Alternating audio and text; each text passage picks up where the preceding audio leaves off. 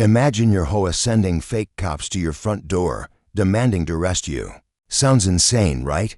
But what happens when the person they try to arrest is actually the chief of police? This is the shocking story of how one man turned the tables on the most corrupt HOA you've ever heard of and exposed their lies for the entire neighborhood to see.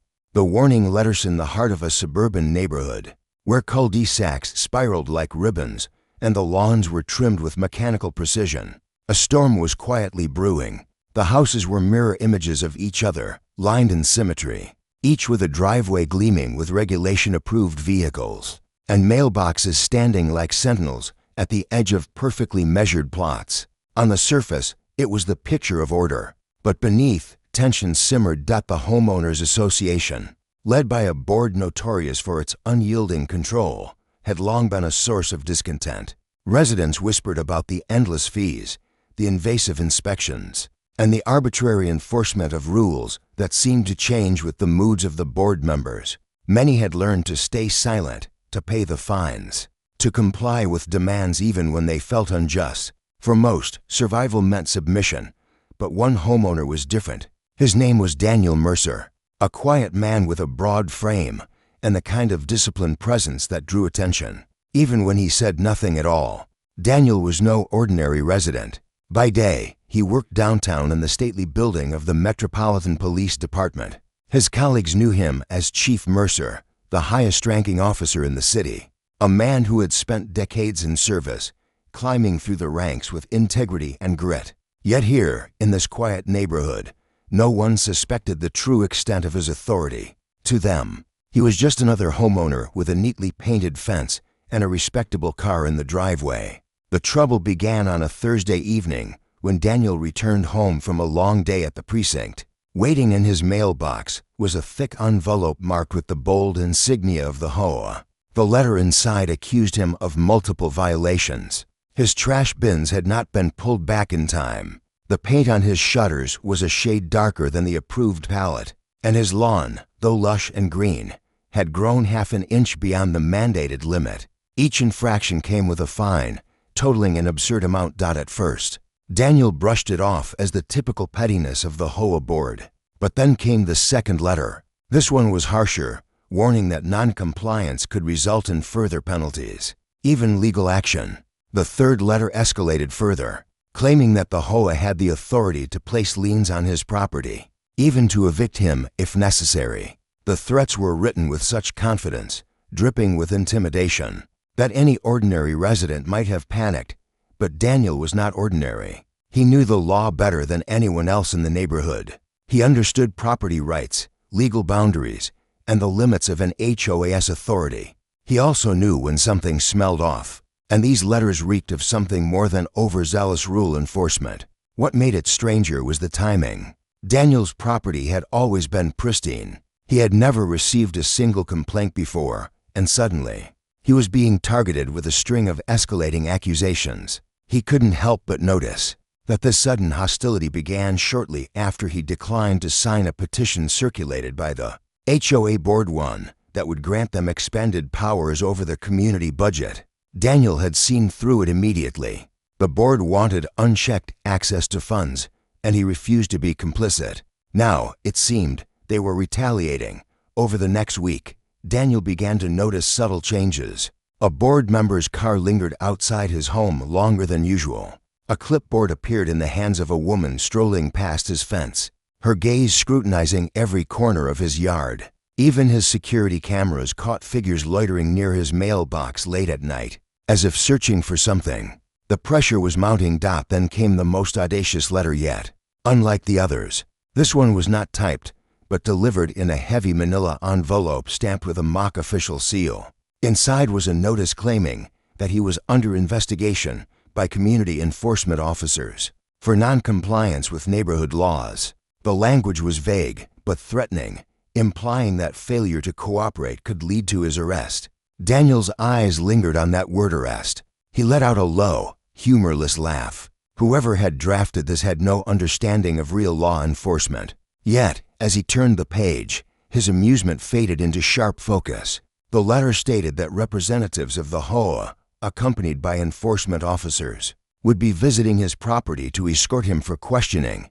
The implications were clear. The HOA was preparing to stage something more than fines or letters.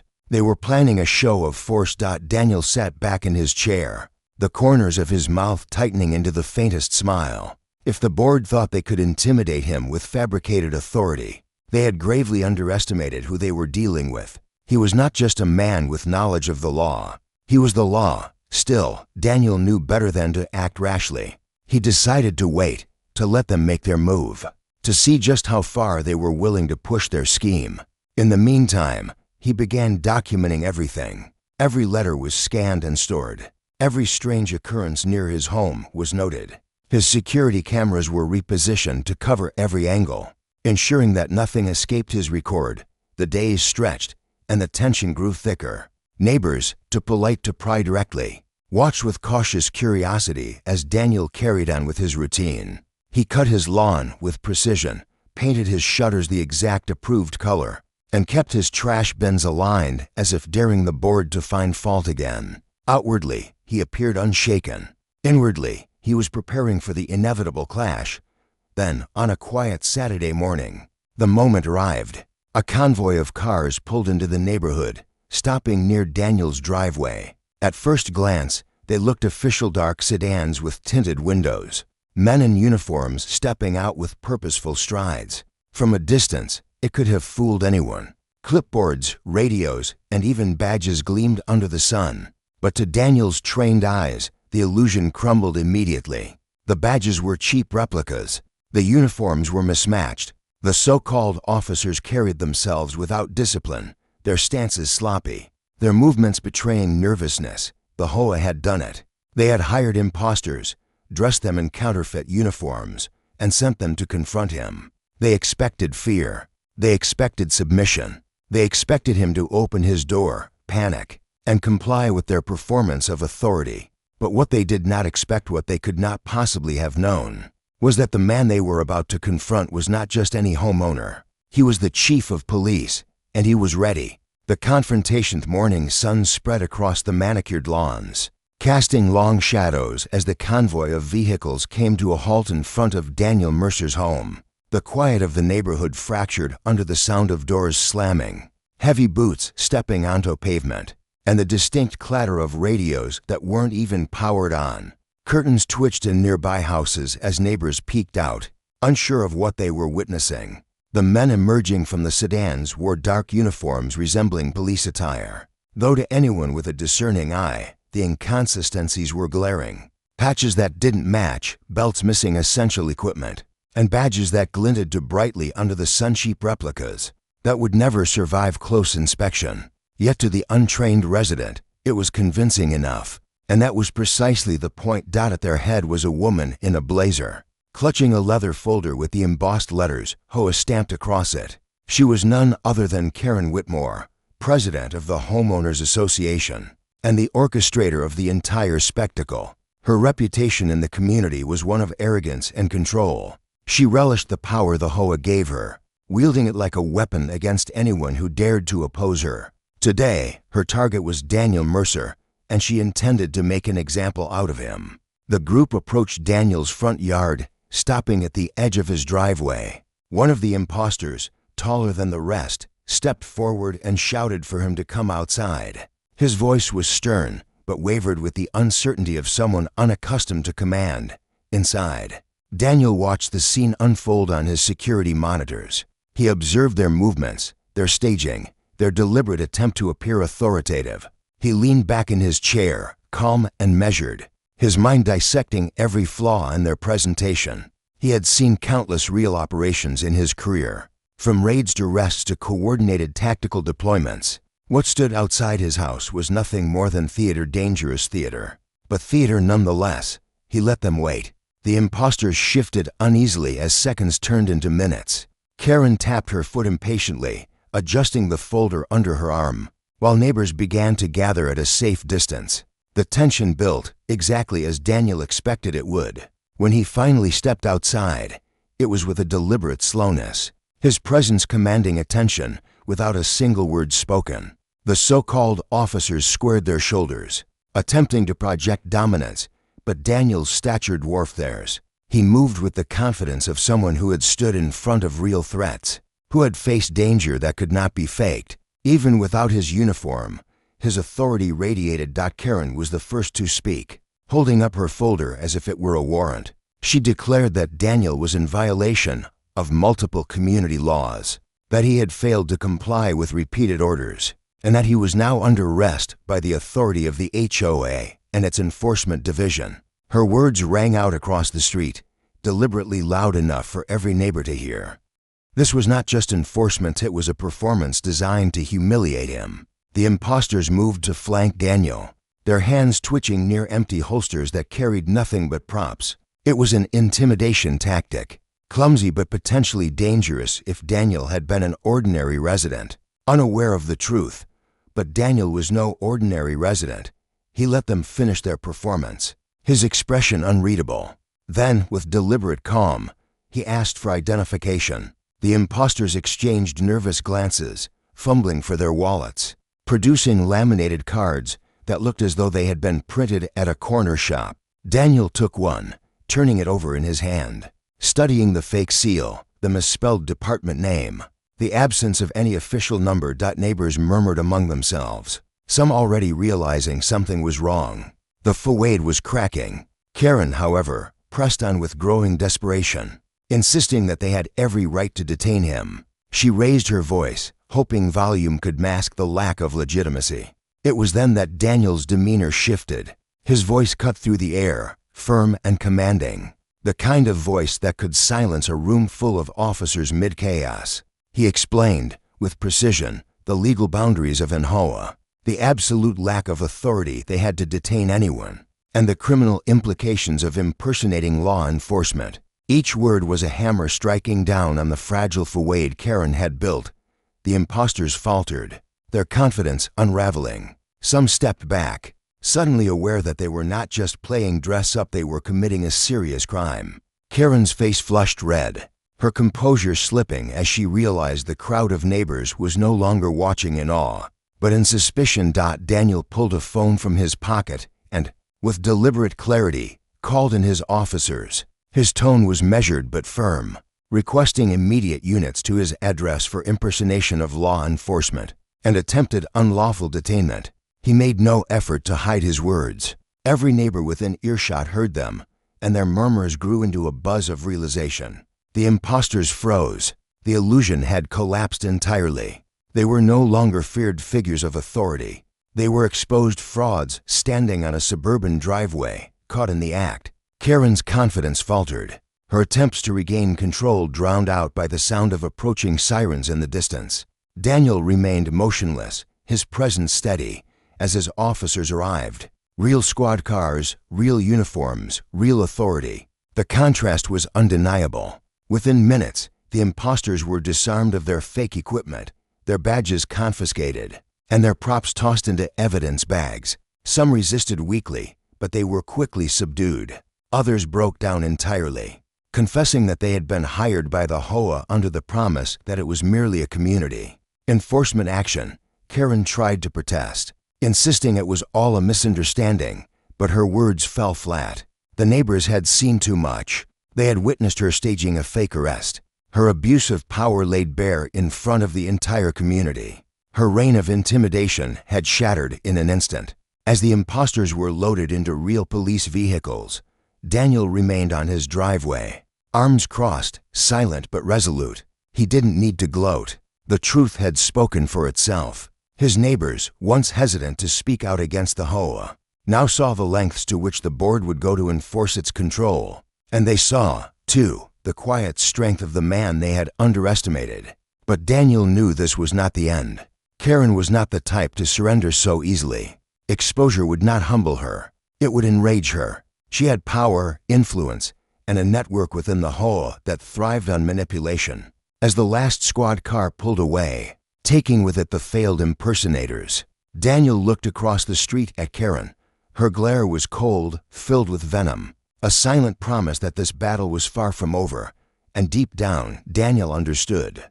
The confrontation was only the beginning. The retaliation neighborhood had not been the same since that Saturday morning. The spectacle of fake officers, the humiliating exposure of their fraud, and the flashing red and blue lights of real squad cars leaving the cul-de-sac was an event that people would whisper about for years. For most, it was a moment of vindication, proof that the HOA's stranglehold could be challenged.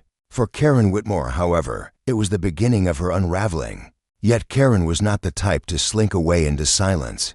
She thrived on control, on power, on the fear she could generate. And when that control was threatened, her instinct was not to retreat, but to strike back harder. The days following the confrontation were marked by a tense calm. Neighbors gave Daniel polite nods, some even approaching to thank him quietly for exposing the board's corruption. But their gratitude was tinged with fear. Everyone knew that Karen would not let this pass. The HOA was her kingdom, and Daniel had humiliated her in front of her subjects. Retaliation was inevitable. It began with the letters again. They came in waves, each one more absurd than the last. Citations for improperly placed flower pots, accusations that his security cameras violated privacy laws, fines for supposedly having non-compliant bird feeders. The HOA's rulebook was stretched beyond recognition, weaponized against him in an attempt to bury him under paperwork and threats.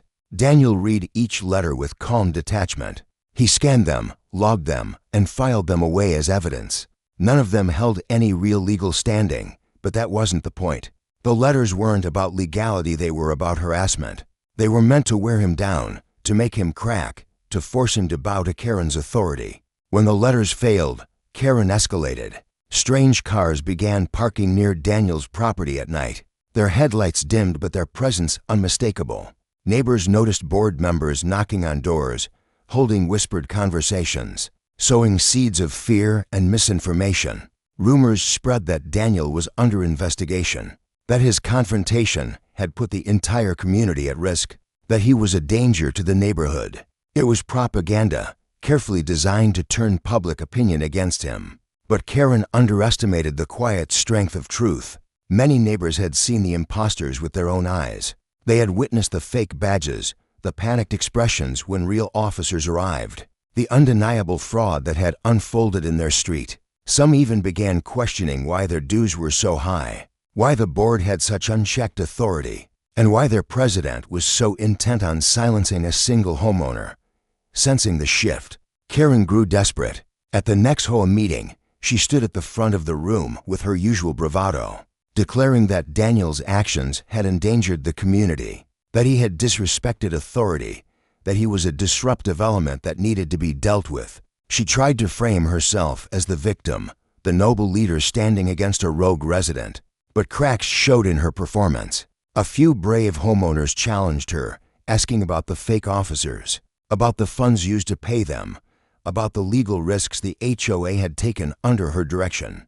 Karen dodged the questions with practiced deflections, but the doubt in the room was palpable. For the first time, her grip on the board wavered. Daniel did not attend that meeting. He did not need to. He knew that sometimes the most effective move was silence, letting the opposition burn themselves out. Instead, he focused on gathering evidence. He filed formal complaints through proper legal channels, prepared reports, and coordinated with trusted colleagues. He was building a case, one that could dismantle not just Karen's presidency, but the entire corrupt infrastructure of the board. But Karen was not done. Her retaliation turned from bureaucratic harassment to personal invasion. One evening, Daniel returned home to find his mailbox pried open, its contents scattered across the ground. Another day, he noticed deep scratches along the side of his car, as though someone had keyed it deliberately. His motion sensors captured shadows darting across his yard at night, quick enough to avoid clear identification, but obvious enough to send a message. These were no longer the acts of a confident leader. They were the desperate measures of someone losing control. Yet desperation often bred recklessness, and Daniel knew that reckless people were dangerous. The breaking point came when Karen attempted her boldest move yet. She drafted a notice claiming that Daniel's property was officially under lien by the HOA, that his continued defiance had triggered foreclosure proceedings. The letter was delivered not only to Daniel but to several of his neighbors. A public declaration meant to shame and isolate him. But once again, Karen's arrogance betrayed her. The notice was riddled with errors, its language legally void, its claims baseless. To an untrained eye, it might have seemed intimidating. To Daniel, it was laughable. He immediately forwarded the document to the city's attorney's office, attaching his growing stack of evidence. Behind the scenes, Karen's empire was cracking. Board members who once stood firmly at her side began questioning her decisions. Whispers of financial mismanagement surfaced, questions about where dues were really going, suspicions about personal expenses being hidden in community budgets. The more Karen lashed out, the more she exposed her own corruption. But even as her power eroded, she clung to it with iron claws. She began rallying her closest allies, urging them to prepare for what she called the final stand against Daniel. Her plan, whispered behind closed doors, was audacious. If the law had humiliated her once, she would circumvent it entirely. She spoke of private security, of alliances with outside groups, of ways to remove Daniel by force if necessary. Neighbors, once fearful of speaking out, began quietly approaching Daniel. Some slipped him copies of emails, minutes from secret meetings, financial records Karen had tried to conceal. They trusted him not just as a homeowner, but as someone who could protect them, someone who had already proven that the HOA's threats were hollow when faced with real authority. Daniel accepted their help with gratitude, but also caution. He knew that Karen was at her most dangerous now, cornered and desperate. The retaliation had started with letters and ended with sabotage. Whatever came next would not be subtle. Late one evening, as Daniel reviewed the latest batch of documents, his phone buzzed with a message from a fellow officer, intelligence suggesting that Karen was attempting to contract another group of imposters this time. Not amateurs in mismatched uniforms, but a private security firm willing to operate in the gray areas of legality. The battle was no longer about fines, liens, or intimidation. It was spiraling into something far more dangerous, and Daniel understood with chilling clarity. The next confrontation would not just decide his fate, it would decide the future of the entire neighborhood. The escalation be the time autumn settled over the neighborhood. The tension between Daniel Mercer and the HOA had become impossible to ignore. The leaves turned crimson and gold, drifting across manicured lawns that stood as silent witnesses to a conflict no homeowner could have imagined when they first signed their property deeds. On the surface, the neighborhood looked the same: calm streets, neat hedges, children riding bicycles. But beneath that calm, something volatile was taking shape. Karen Whitmore, stripped of her invincibility, but still clinging to her presidency, had grown bolder in her desperation. The humiliation of the fake officer incident weighed on her, haunting every HOA meeting, every casual glance from a neighbor, every whispered conversation she could not quite hear. Her once unchallenged authority had fractured, but rather than retreat, she escalated her tactics, seeking to reestablish dominance through sheer force of will. The escalation began quietly. With the introduction of new security measures, the HOA announced the hiring of a private security firm, described as a neutral third party to protect the community from disruption. Glossy pamphlets were distributed, showing uniformed guards patrolling neighborhoods, smiling families reassured by their presence. Karen presented it as a necessary step after the so-called incident with Daniel, framing him as the root of the chaos. But Daniel knew better. He recognized the name of the firm immediately. Their reputation preceded them, an outfit notorious for operating in the murky spaces of legality, often blurring the line between private enforcement and outright intimidation. They weren't hired to protect the neighborhood. They were hired to target him. Within days, the guards appeared. They drove marked SUVs that looked official enough to intimidate the average resident. They walked the streets with radios clipped to their shoulders, their black uniforms tailored to resemble tactical gear. Most of the neighbors kept their heads down, unsure of what authority these guards actually had. But their presence was undeniable, and their eyes always seemed to linger just a little too long on Daniel's property. Daniel remained calm. He knew their authority was limited, their power rooted in perception rather than law. Still, he kept his cameras rolling, his documentation meticulous. Every SUV that paused in front of his house, every guard who loitered near his fence, every attempt to intimidate, he logged it all. He knew the escalation was building toward another confrontation. Karen, meanwhile, pushed harder. At the next HOA meeting, she unveiled a proposal that stunned the room: an increase in dues to cover enhanced enforcement measures. She argued that the neighborhood was under threat, that Daniel's defiance had invited scrutiny and instability, and that only through greater funding could the HOA restore order. Her words dripped with urgency, a thinly veiled attempt to weaponize fear. But the community was no longer the unified audience she once commanded. Several homeowners openly challenged her, questioning the legality of using dues to hire private security, demanding transparency about where the money was going. Karen deflected, insisting it was necessary, but the unease was clear. The boardroom that once echoed with her authority now pulsed with dissent.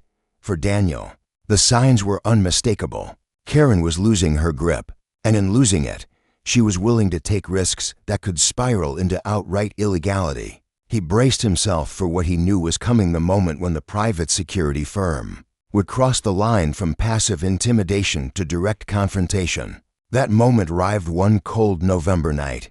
Daniel was reviewing case files in his home office when his cameras alerted him to movement. On the screen, he saw 3 figures in black uniforms stepping into his yard. They moved with practiced coordination, flashlights sweeping across his fence, one of them holding what appeared to be a clipboard. They claimed to be conducting an inspection on behalf of the HOA, but no inspection had ever been scheduled. Daniel watched silently as they circled his property, rattling his gate, peering into his windows. They carried themselves with the confidence of men who believed they held authority. But Daniel recognized their bluff instantly. This wasn't an inspection. It was harassment, an escalation designed to provoke him into a reaction. He did not rush outside. Instead, he activated his intercom system, his voice cutting through the quiet night with calm authority. He identified himself by full title: Chief of Police, and stated clearly that they were trespassing, that their presence was unlawful, and that their actions were being recorded for evidence. The men froze. Their bravado wavered at the weight of his words. For a moment, they glanced at each other, uncertain. But then, as if doubling down, one of them barked back that they were authorized by the HOA, that Daniel had no right to interfere. Their words were hollow, but their tone carried menace. Daniel dialed his officers. Within minutes, squad cars rolled into the neighborhood, their lights painting the houses in red and blue. The contrast was stark: real authority against hired intimidation. The private guards tried to posture, waving their contracts and insisting they had rights. But the responding officers dismantled their claims with surgical precision. They were trespassers operating outside their legal boundaries, and they knew it.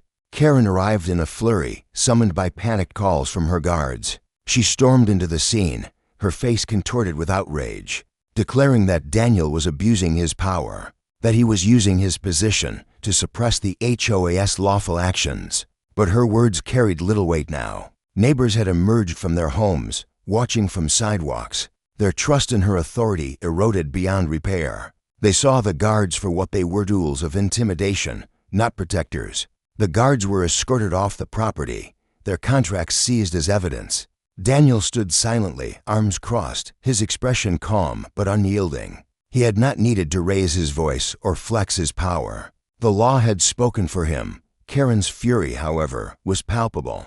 She stood across from him, her eyes burning with rage, her composure cracking in front of everyone. The humiliation was complete, but Daniel knew this would not be enough to end her. People like Karen did not accept defeat. They twisted it, rebranded it, used it as fuel for their next move. And so, while the guards were driven away and the neighborhood slowly returned to its uneasy quiet, Daniel felt no relief. He knew this was not the final battle. Karen had escalated once with fake officers, then with private security. The next step, he feared, would be something even more desperate, something that could put not just him, but his entire neighborhood in real danger. As he reviewed the footage later that night, Daniel noted every detail: the time of the trespass, the sequence of their movements, the exact words spoken. He filed it all into his growing case, knowing that each piece brought him closer to dismantling Karen's empire once and for all. But for now, the escalation had reached its peak. The stage was set for the inevitable showdown, the moment where everything Karen had built and everything Daniel had protected would collide in a final, decisive confrontation. The showdown neighborhood no longer felt like a place of quiet suburbia. What once had been a sanctuary of neat driveways and freshly painted fences now felt like a battlefield. The escalation with the private security firm had pushed the conflict into new territory, and though the guards had been removed by real police, their presence left behind an invisible scar. Residents whispered about what they had witnessed, about the HOA president who had crossed every boundary imaginable, and about the man at the center of it all, Daniel Mercer. Karen Whitmore's reputation was in tatters, but she refused to accept her downfall. Each humiliation only seemed to deepen her obsession. She told anyone who would listen that Daniel was abusing his power, that he had corrupted law enforcement to serve his personal vendetta, and that she alone was the last line of defense protecting the community from him. Her words, once taken as gospel, now sounded more like desperate ramblings. But Karen was not interested in credibility anymore. She was interested in revenge. Behind closed doors, she began working feverishly to orchestrate one final move. Her dwindling circle of loyalists. She combed through bylaws, twisting language to create new emergency provisions that gave the board extraordinary powers. In times of community crisis, she even siphoned funds from the HOA reserves, funneling them into a scheme she believed would crush Daniel once and for all. Daniel, meanwhile, continued his meticulous preparation. He had a case file thicker than a phone book, packed with letters, fraudulent documents, financial inconsistencies, and sworn statements from neighbors. He knew Karen's downfall was only a matter of time, but he also knew she would not go quietly. Every evening, as he sat at his desk reviewing evidence, he could sense the storm gathering just beyond the horizon. The breaking point came on a crisp Saturday morning. Without warning, Karen and her remaining loyalists mobilized. HOA board members in suits marched door to door, distributing bright red notices declaring a community emergency. The notices accused Daniel of endangering the neighborhood, of fostering instability, and of being in direct violation of newly passed emergency bylaws. The language was designed to shock, to frighten, to push residents into compliance. By noon, the board had convened a special meeting on the community lawn, complete with microphones, folding chairs, and banners reading "Protect Our Neighborhood." The spectacle was unmistakable. Karen was staging a trial, a public shaming meant to strip Daniel of his credibility before the very people who had once feared her. Neighbors gathered reluctantly, drawn by curiosity as much as obligation. Some crossed their arms in silent disapproval. Others whispered anxiously among themselves. Children clung to parents, sensing the unease. At the center of it all stood Karen, her expression a mix of defiance and desperation. Clutching a stack of papers as though they were weapons. Daniel arrived not with fanfare, but with the calm presence that had defined him throughout the ordeal. He walked across the lawn, his stride steady, his gaze level. He carried no props, no banners, no bluster, only a folder tucked beneath his arm. His mere presence silenced the murmurs, the weight of his authority cutting through the charged atmosphere. Karen launched into her performance immediately. She denounced him loudly, her words echoing across the crowd. She accused him of undermining the HOA, of endangering property values, of using his position as chief of police to intimidate and suppress lawful governance. She waved her emergency provisions like sacred texts, insisting they granted her the power to strip him of his rights as a homeowner and seize his property. It was a display of pure theater, carefully staged to sway the audience. But Daniel knew the truth, and more importantly, so did many of his neighbors. They had seen her lies firsthand, endured her harassment, and watched her schemes collapse under scrutiny. Still, he waited patiently, letting her exhaust herself with accusations before stepping forward. When he finally spoke, his words were not loud, but they carried a gravity that silenced even the most restless whispers. He laid out the facts with surgical precision: the fake officers, the fraudulent documents, the unlawful hiring of private security, the trespass, the vandalism, the financial mismanagement. Each point struck like a hammer, building an irrefutable case that Karen was not a protector of the neighborhood, but its greatest threat. As he spoke, He opened his folder and revealed copies of official reports, legal filings, and financial records. He did not embellish or dramatize. He simply presented the truth, and the truth was damning. The crowd shifted. Faces that had once looked to Karen with fear now turned to her with suspicion, even contempt. A board member fidgeted nervously. Another looked down at the ground, unwilling to meet anyone's eyes. The foundation of Karen's authority, once unshakable, crumbled before her. But Karen, cornered and unraveling, refused to accept defeat. She shouted over him, her voice shrill with desperation, claiming his documents were forged, his authority corrupted, his evidence meaningless. She demanded her Loyalists Act, urged the private security firm long since disbanded to return, threatened legal battles she could never hope to win. The neighbors no longer listened. The spectacle had turned against her. It was then that Daniel made his final move. He produced a letter from the city attorney's office, announcing the launch of a formal investigation into the HOA under Karen's leadership. The investigation cited multiple counts of fraud, harassment, and unlawful use of funds. The letter bore official seals, undeniable and unforgeable. The silence that followed was absolute. Karen's face drained of color, her bravado collapsing in an instant. The neighbors erupted not with cheers, but with the hushed voices of people realizing they had been living under a reign of corruption. Some called for her resignation. Others demanded the board step down entirely. The shift was complete. Karen, trembling with fury, clutched her stack of papers, but found no one left to listen. Her loyalists slipped quietly away, unwilling to sink further with her. For the first time, she stood truly alone. Daniel did not gloat. He did not raise his voice in triumph. He simply closed his folder, turned to the neighbors, and assured them that order would be restored not by intimidation or manipulation, but by law and accountability. His words, calm and steady, resonated far more deeply than Karen's theatrics ever had. The showdown was over. Karen's empire had collapsed, but as Daniel returned to his home, he knew one final chapter remained.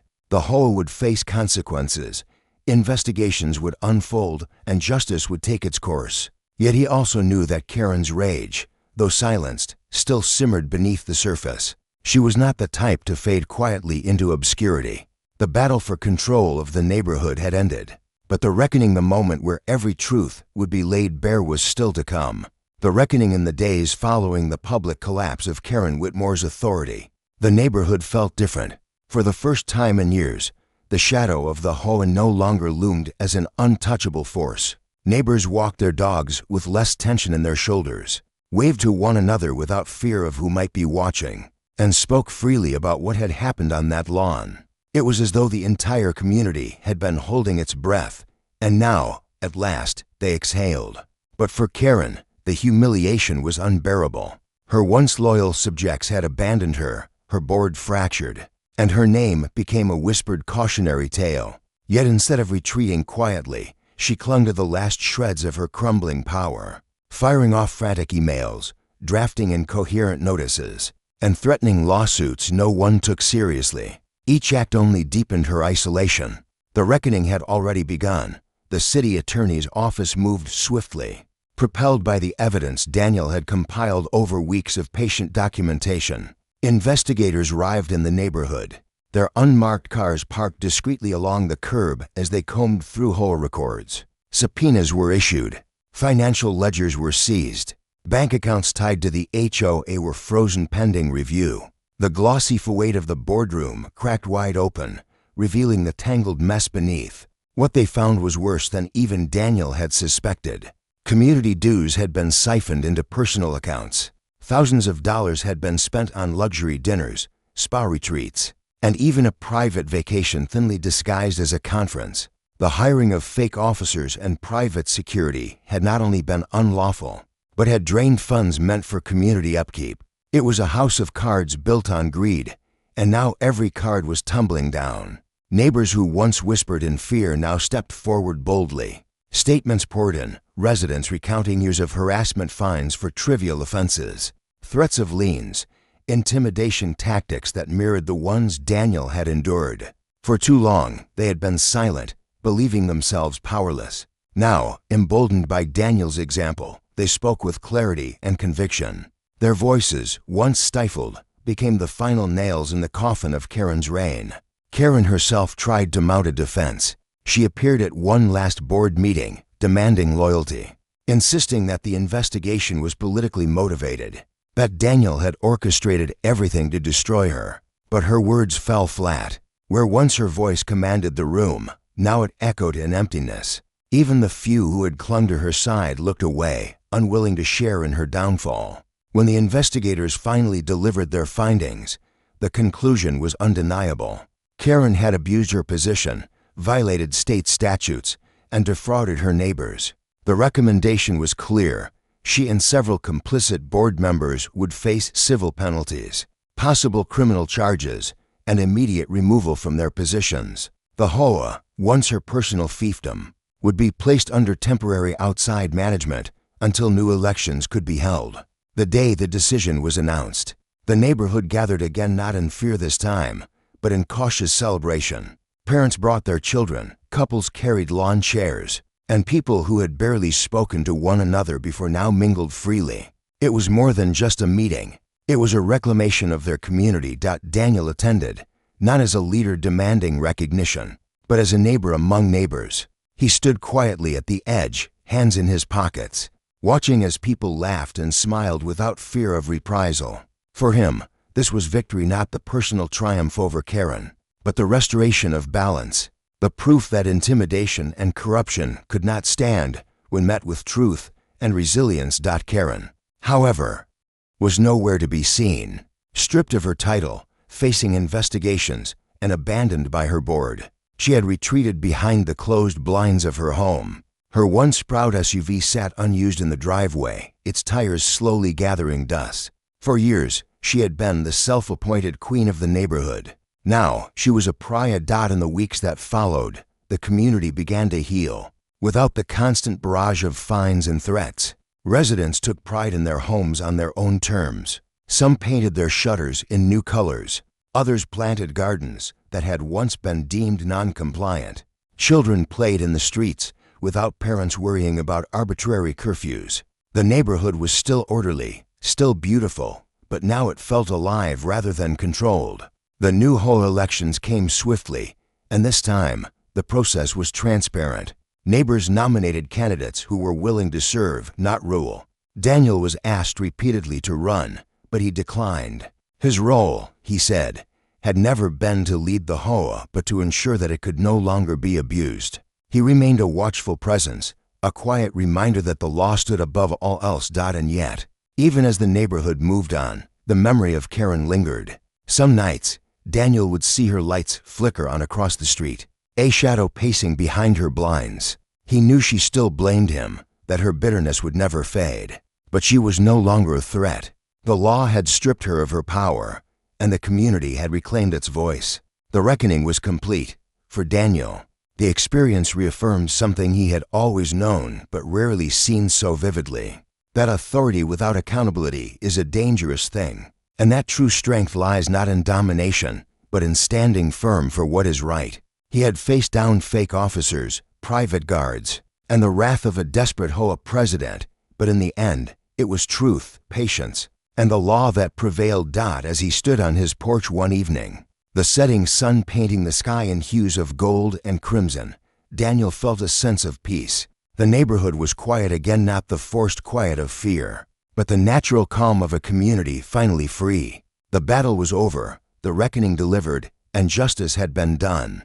The HOA had sent fake officers to arrest him, but they had forgotten one crucial fact: he wasn't just a homeowner, he was the chief of police. And in the end, that made all the difference.